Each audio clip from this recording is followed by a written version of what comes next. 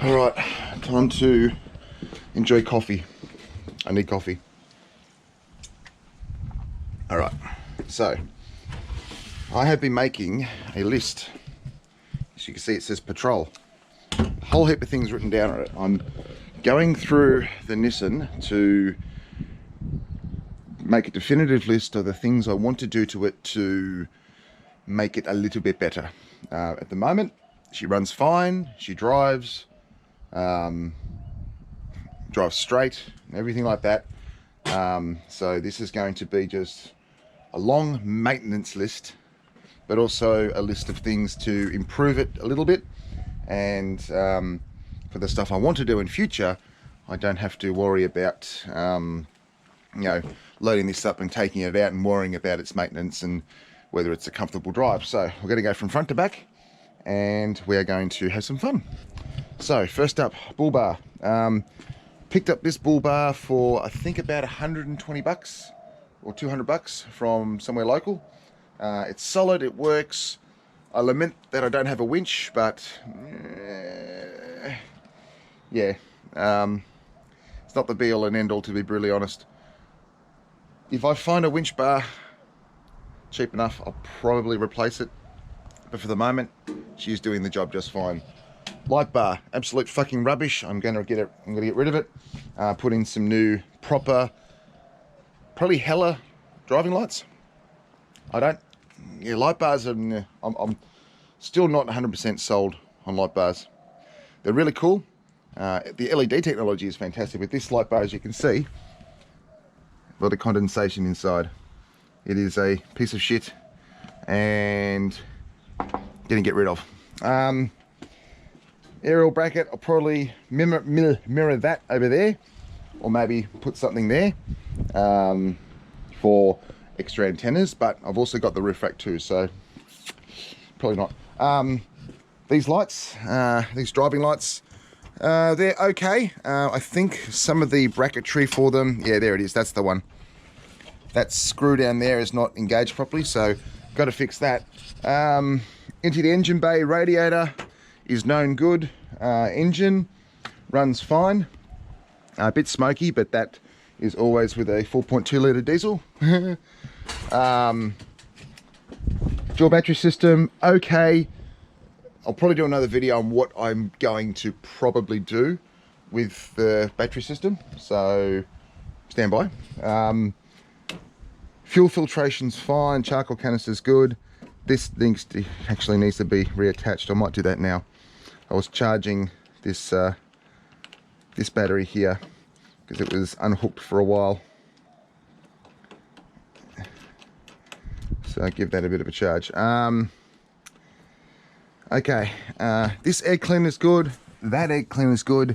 This hose needs work. I need to pull this off and put some decent rubber sealing on the inside, because at the moment that's loose as all buggery.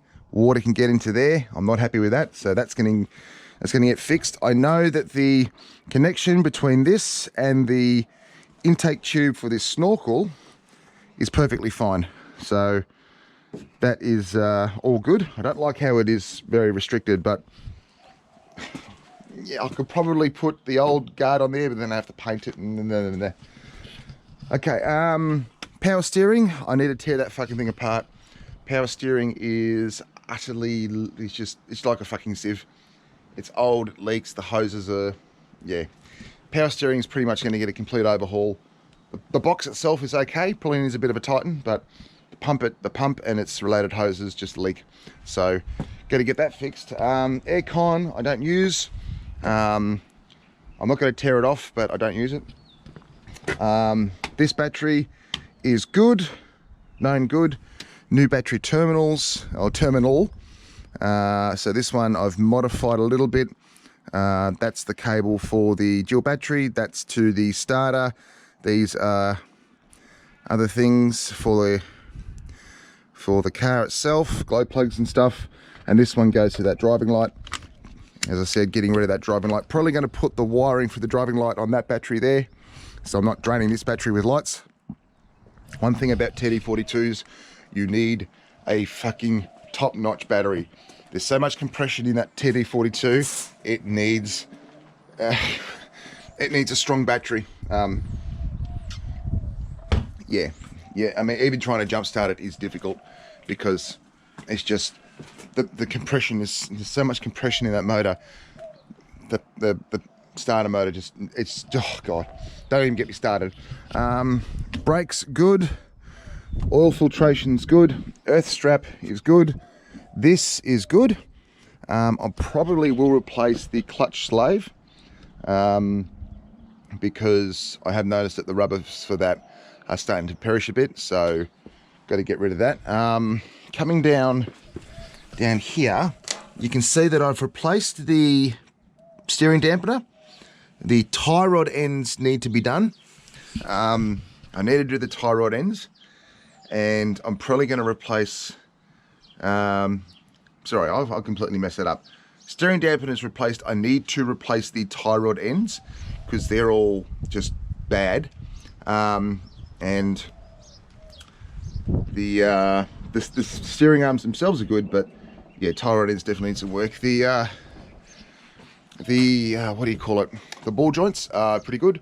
Front wheel bearings are pretty good. So not a lot to do in the engine. The worst thing is probably going to be the power steering. Oh, I forgot. Front and rear engine seals. They're leaking. So I need to do both, which is most likely going to go to my mechanic because that gearbox and the transfer case are heavy and you need to take them off to get to the rear main. And the front main, well, it's not terrible, but you need to pull off the balancer. So definitely going to say, PD, time to do some front and main oil seals.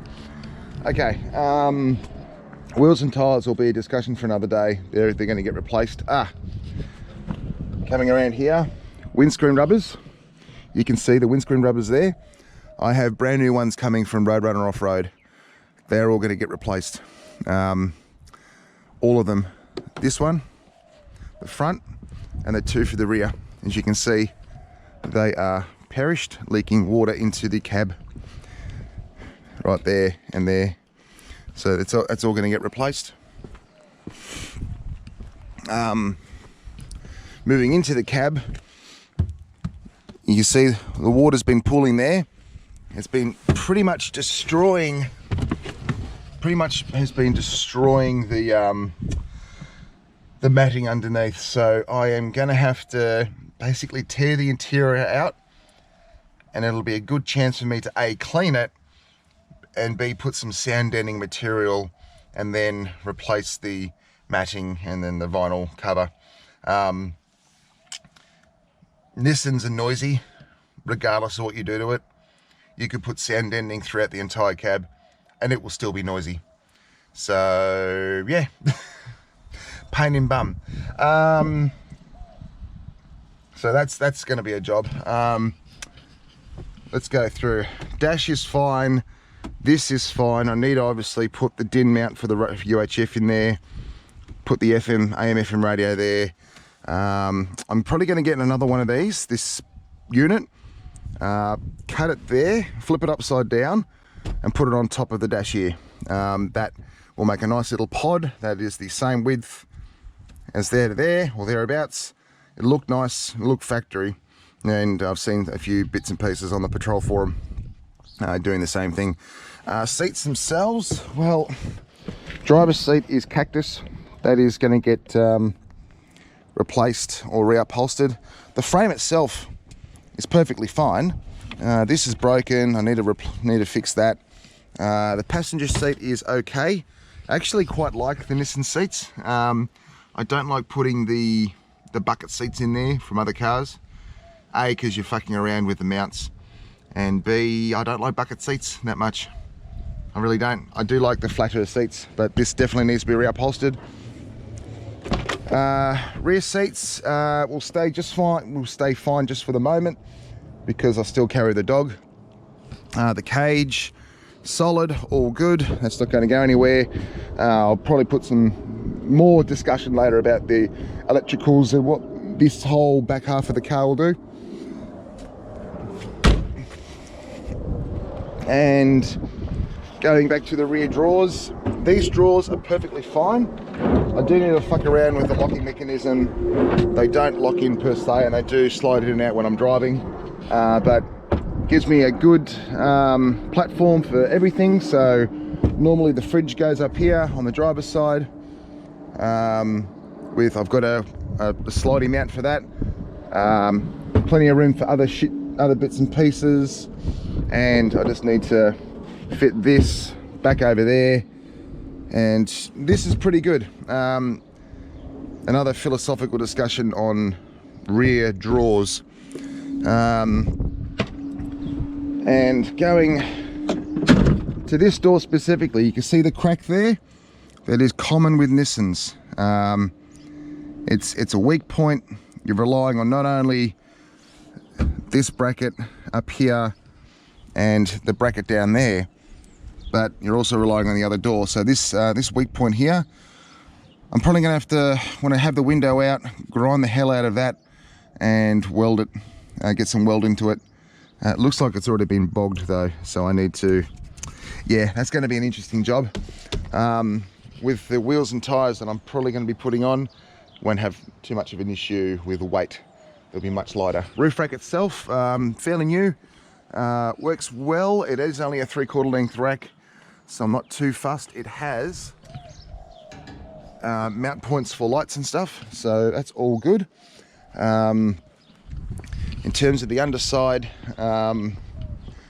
really the underside's good. It does need a bit of a degrease from the engine, and I probably will put some Lanotech underneath as well